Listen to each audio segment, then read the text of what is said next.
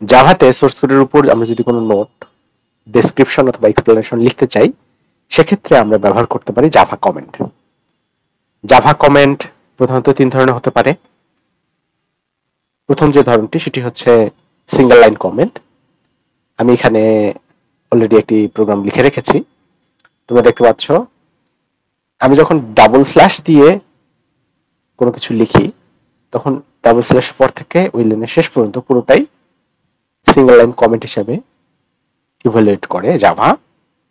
যেমন আমি যদি বলতে চাই এটি হচ্ছে আমাদের প্রথম নাম্বার, এই যে আমি বলতে চাচ্ছি বা কোনো একটা হিন্টস লিখে রাখতে চাচ্ছি, সেটা আমি লিখতে পারি এভাবে, ডাবল স্ল্যাশ লিখলাম, এবার লিখলাম this is our first number. কিভাবে আমি যদি বলতে চাই নাম্বার 2 হচ্ছে আমাদের দ্বিতীয় সংখ্যা, সেক্ষেত্রে আমরা লিখব double forward slash this is our second number.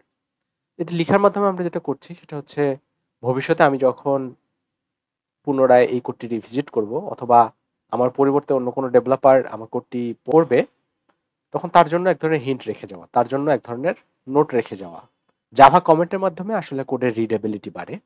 Java comment থাকা এবং না থাকাতে প্রোগ্রাম এক্সিকিউশনের উপর কোনো ইম্প্যাক্ট পড়ে না, কেননা আলটিমেটলি জাভা এই কমেন্টগুলোকে বাদ দিয়ে প্রোগ্রাম এক্সিকিউট করে। আবার তোমরা দেখতে পাচ্ছ এখানে আমি লিখে রেখেছি summation of first and second number, অর্থাৎ প্রথম এবং দ্বিতীয় সংখ্যার যোগফলটা আমার এখানে রয়েছে সামের মধ্যে। সো এখানে আমি সাম সম্পর্কে এক ধরনের নোট লিখে রাখছি। দ্বিতীয় যে ধরনের কমেন্ট হতে পারে সেটা হচ্ছে মাল্টি লাইন কমেন্ট। যখন আমরা মাল্টিপল লাইনের উপর কমেন্ট করতে চাই, তখন আমাদেরকে ফরওয়ার্ড স্ল্যাশ অ্যাস্টারিক সাইন দিয়ে শুরু করতে হবে, এবং যেখানে শেষ করতে চাই সেখানে অ্যাস্টারিক সাইন এবং ফরওয়ার্ড স্ল্যাশ দিতে হবে। তাহলে এখান থেকে শুরু করে এই পর্যন্ত পুরোটাই কমেন্ট হিসাবে ইভ্যালুয়েট করবে জাভা। আরেক ধরনের কমেন্ট হচ্ছে জাভা ডক কমেন্ট। আমরা যখন কোনো প্রজেক্ট করি, তখন প্রজেক্টের সাকসেস শুধুমাত্র ভালো কোড লেখা দিয়েই আসে না। আমি যে প্রজেক্টটি তৈরি করলাম সেটা প্রপার ডকুমেন্টেশনও ওই প্রজেক্টের সাকসেসের উপর খুব ভালো একটা ইম্প্যাক্ট রাখে। পুরো প্রজেক্টের উপর আমরা যখন ডকুমেন্টেশন তৈরি করতে চাই, তখন আমরা এক ধরনের টুল ব্যবহার করতে পারি, যেটা হচ্ছে জাভা ডক টুল। জাভা ডক টুলের মাধ্যমে আমরা ক্লাসের উপরে জাভা ডক কমেন্ট করতে পারি, মেথডের উপরে জাভা ডক কমেন্ট করতে পারি, এবং আমাদের যে ফিল্ডস থাকবে সেখানে আমরা জাভা ডক কমেন্ট করতে পারি।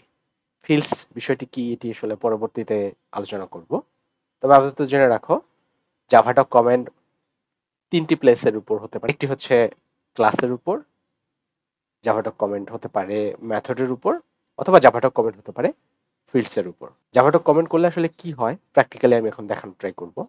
তার আগে আমি প্রোগ্রামটি রান করিয়ে নিচ্ছি। তোমরা দেখতে পাচ্ছ এখানে যে বিভিন্ন ধরনের কমেন্ট আমি ইনক্লুড করেছি তার কোনো ইম্প্যাক্ট নেই। আমাদের এই প্রোগ্রামটি দুটি সংখ্যা যোগফল নির্ণয় করে সেটিকে প্রিন্ট করেছে, এবং আমরা আউটপুটে দেখতে পাচ্ছি এটি প্রপারলি এসেছে। এখন আমি তোমাদেরকে দেখাবো কিভাবে জাভাটক কমেন্ট জেনারেট করতে হয়। আমরা দুইভাবে জাভাটক টুল দিয়ে ডকুমেন্টেশন জেনারেট করতে পারি। একটি হচ্ছে কমান্ড লাইনের মাধ্যমে, আরেকটি হতে পারে আমরা ইন্টেলিজের টুল ব্যবহার করার মাধ্যমে। আমি যদি টুলসে যাই, এখানে দেখতে পাচ্ছ জেনারেট জাভাটক একটি অপশন আছে। এখানে যদি ক্লিক করো, তাহলে আমাদেরকে বলে দিতে হবে যে জাভাটক আমরা কার জন্য করতে চাই, স্পেসিফিক কোনো ফাইলের জন্য নাকি পুরো প্রজেক্টের জন্য। আমি চাচ্ছি পুরো প্রজেক্টের জন্য আমি জাভাটক জেনারেট করব। আমাকে বলে দিতে হবে আউটপুট ডিরেক্টরি কোথায়। আউটপুট ডিরেক্টরি বলে দেওয়ার জন্য আমি চাই আমার যে প্রজেক্টটি রয়েছে সেই প্রজেক্টেই একটি ফোল্ডার তৈরি করব। আমি এর নাম দিলাম জাভা ডক, এবং আমি চাই আমার জাভা ডক এই জাভা হাইফেন ডক ফোল্ডারের ভেতর জেনারেট হোক। সেটি করার জন্য আমাকে আগে জানতে হবে ফোল্ডারের লোকেশনটি কোথায়। আমি যখন শুরুতে প্রজেক্ট ক্রিয়েট করেছিলাম তখন আসলে এটি এই পাথে ক্রিয়েট হয়েছে। আমরা এটাকে কপি করে নিতে পারি। কপি করার পর আমরা বলবো অ্যাবসলিউট পাথ। এবার আমরা টুলস থেকে জেনারেট জাভা ডকে যাব, হোল প্রজেক্ট সিলেক্ট করব, এবং আউটপুট ডিরেক্টরি হিসেবে আমরা বলবো আমাদের যে প্রজেক্ট সেখানে, তার ভেতরে জাভা ডক যে ফোল্ডার সেটি।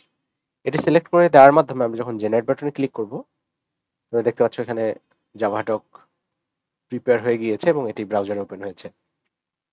এবং তুমি যদি খেয়াল করো, আমি যদি লেকচার 4-এ যাই, লেকচার 4 এর শুরুতে তোমরা যদি দেখো, এখানে আমি লিখেছি লেকচার 4 কমেন্টস ইন জাভা। তোমরা দেখবে এখানে ওই জাভা ডকুমেন্ট থেকে আমাদের যে HTML জেনারেট হয়েছে সেখানে লেখা আছে কমেন্টস ইন জাভা। অর্থাৎ আমি ক্লাসের উপর যে কমেন্টটি করেছি সেখান থেকে আসলে এটি জেনারেট হয়েছে। আবার তুমি যদি খেয়াল করো, মেইন মেথডের উপরে আমি একটি নোট লিখে রেখেছিলাম, we are going to practice Java comments. Here we will practice 3 types of Java comments. Type 1 single line comment, type 2 multi-line comment, type 3 documentation comment. এটা ডকুমেন্টেশন না, এটা আসলে জাভা ডক কমেন্ট। এবং তুমি যদি এখানে খেয়াল করো, তোমরা দেখতে পাবে ওই লেখাটি আসলে এখানে জেনারেট হয়েছে। সো এটা যেহেতু জাভা ডকুমেন্টেশন কমেন্ট আগে ছিল, তাই এখানে ডকুমেন্টেশন কমেন্ট হিসেবেই জেনারেট হয়েছে। আমি দ্বিতীয় পদ্ধতিতে জাভা ডক জেনারেট করে দেখাচ্ছি। আমি এটি ইমেজ করে রাখছি এবং আমি চাইলে এই টার্মিনালটি ওপেন করতে পারি এবং তোমরা দেখতে পাচ্ছ আমি প্রজেক্টের ভিতরে এই মুহূর্তে আছি।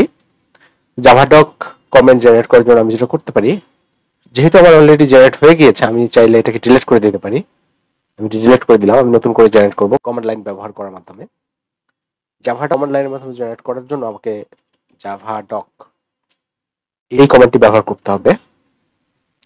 এরপর আমাকে ডেস্টিনেশন ফোল্ডার বলে দিতে হবে। আমি বলছি যে এটি জেনারেট হবে কারেন্ট ফোল্ডারের ভিতরে জাভা ডক নামে একটি ফোল্ডার ক্রিয়েট হবে এবং সেখানে আমার জাভা ডক জেনারেট হবে। এরপর আমাকে সোর্স পাথ বলে দিতে হবে। আমি বলতে পারি সোর্স ফোল্ডারের ভিতরে সবগুলো জাভা ফাইল থেকে তুমি জাভা ডক জেনারেট করো এবং যদি ইন্টারে হিট করি, তাহলে তোমরা দেখতে পাচ্ছ এখানে আগের মতোই জাভা ডক একটি ফোল্ডার ক্রিয়েট হয়েছে। এখানে আমি যদি ইন্ডেক্স HTML ফাইলটি ওপেন করি, ওপেন ইন ব্রাউজার, এটি হচ্ছে নতুন জেনারেটকৃত জাভা ডক। যেহেতু লেকচার 1 এবং লেকচার 2 তে কোনো জাভা ডক নেই, আমি লেকচার 4 এ সরাসরি যাচ্ছি এবং তোমরা দেখতে পাচ্ছ জাভা লেকচার 4 ক্লাসের উপরে যে কমেন্টটি আমি লিখেছিলাম সেটি আসলে এখানে ডেসক্রিপশন আকারে এসেছে। আমি যদি ক্লাস লেকচার 4 এ যাই, নিচে যাই, তাহলে তোমরা দেখতে পাবে এখানে হচ্ছে টাইপ 3 তে জাভা ডক কমেন্ট, আমাদের আপডেটকৃত কমেন্টটি এখানে এসেছে।